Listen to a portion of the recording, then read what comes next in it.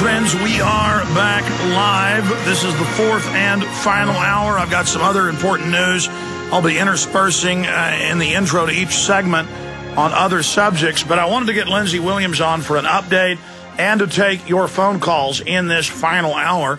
Lindsey Williams, of course, a pastor, a pilot, worked for many years in the rough oil fields of Alaska, got hired to be part of Atlantic Richfield and other board meetings, got to know some top globalists, one of them who has attended Bilderberg meetings.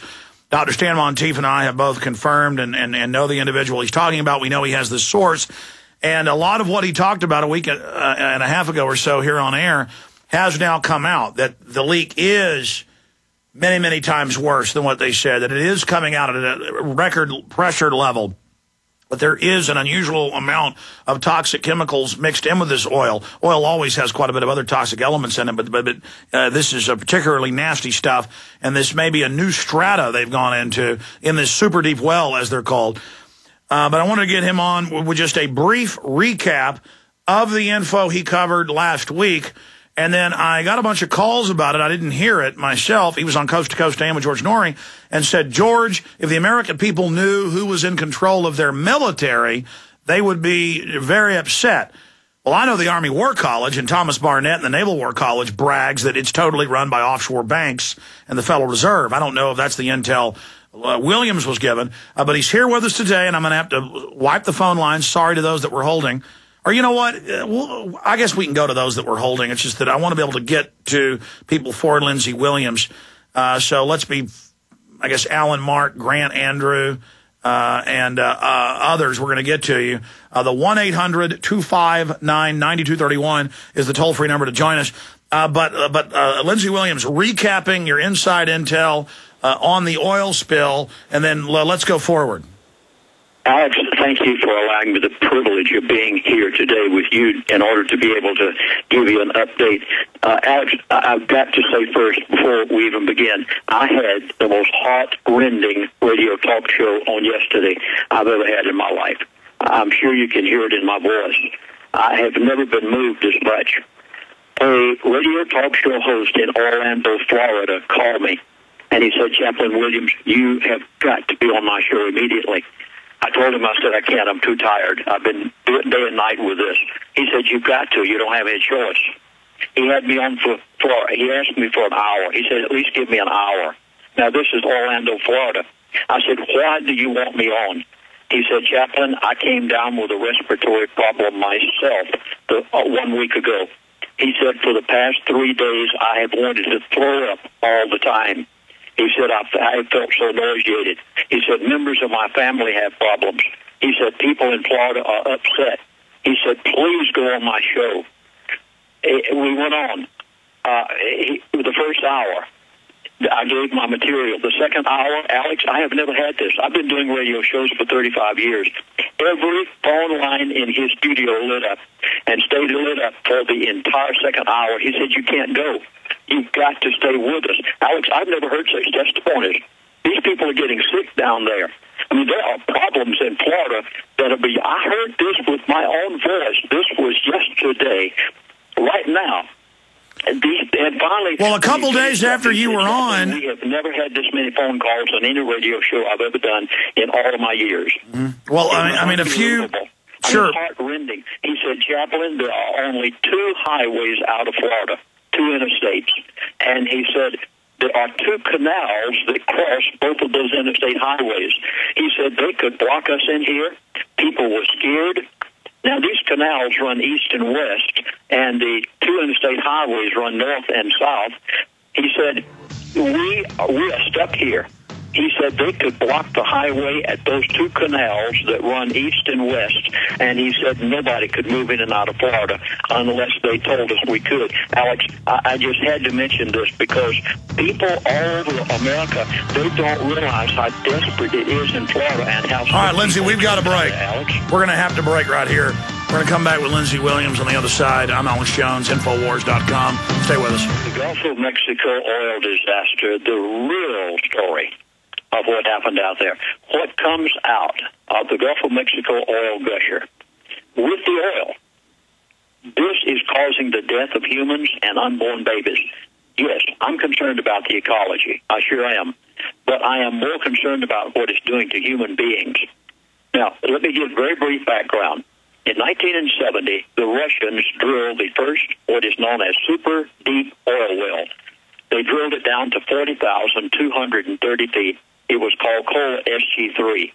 Since then, because of what they found, Russian oil majors Kukos has drilled 310 successful deep wells and put them in production. And last year, Russia overtook Saudi Arabia as the world's biggest single oil producer and is now set to be the producer for the next century. What did they find when they got to 40,230 feet? They did not find fossil fuel. There are no rotted trees and plants and animals down that deep. They found abiotic oil. Please write this down. ABIOTIC oil. This is oil that has been formed by a chemical process somewhere in the heart of the earth. And as a result of this, Russia has become the oil producer they are. Now, this oil is seeping up into shallow oil wells, such as Saudi Arabia, Nigeria, Mexico, many in America. Peak oil's a total misnomer. Now, Russia had sense enough, and I don't hesitate using these words. Russia had sense enough to drill their Kola SG-3 well down to 40,000 feet on the land, not in the Gulf of Mexico. At this point, I contacted the Mr. X of my book, Energy Non-Crisis, and found out the real story, what has happened. The difference was BP has attempted to do in the Gulf of Mexico in water, ocean water, what Russia did on the land. BP was so stupid as to attempt to drill a super deep well. First time it's ever been done besides anybody but Russia. And they attempted to drill a super deep well off of a floating platform that was not anchored to the bottom of the ocean, and it was controlled, its position, by very sophisticated GPS equipment. Now, the water at that point where they attempted to drill is 5,000 feet deep. That's approximately 1 mile. 5,280 feet, 1 mile. They drilled 5,000 feet. It was 5,000 feet to the bottom of the ocean. And they drilled from that point between 25 and 30,000 feet deep into the ocean. Now think of it for a moment. You're flying on that jet aircraft, commercial airliner, cross-country.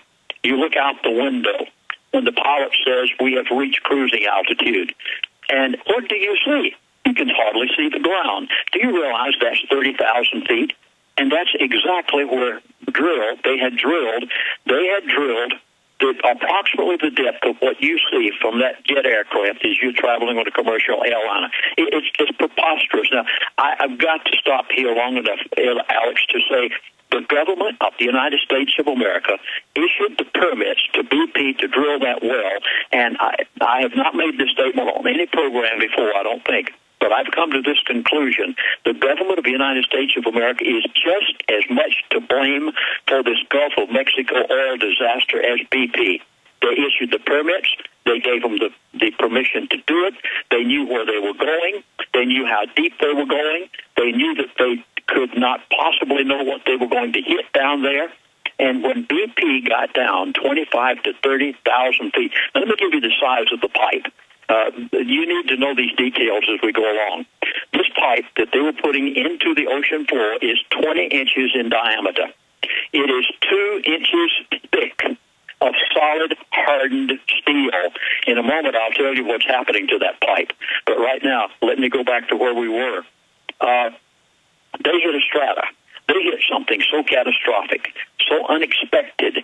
This is positively is an accident. Folks, don't for 1 minute's time say that they did this intentionally. They did not. Every one of my oil sources, including the individual whom I've been able to contact with Halliburton, every one of them said this happened by accident. They did not know what they were hitting. This is not a conspiracy. This positively is something that they didn't know they were going to hit. They hit a strata of oil. Now, notice that word strata. You going to hear more of it, even in the news as they come out with this. They hit a stratum of oil that was such high pressure that it burst every safety valve they had. The pressure behind that oil is so high that it destroyed the maximum effort of human science to contain it. And let's compare it, for instance. Well, Lindsey, let's stop there. We've got to go to break. We're going to come right back to you to continue. So you're basically recapped what you covered a week ago with us, a week and a half ago. We're going to continue now with the new developments with Lindsey Williams and then your phone calls. This just breaking at prisonplanet.com. It's also up on Infowars.com. Paul Joseph Watson, BP aware of cracks in oil well 2 months before explosion. BP was aware of cracks appearing in the well as far back as February, right around the time Goldman Sachs BP chairman dumped their stock.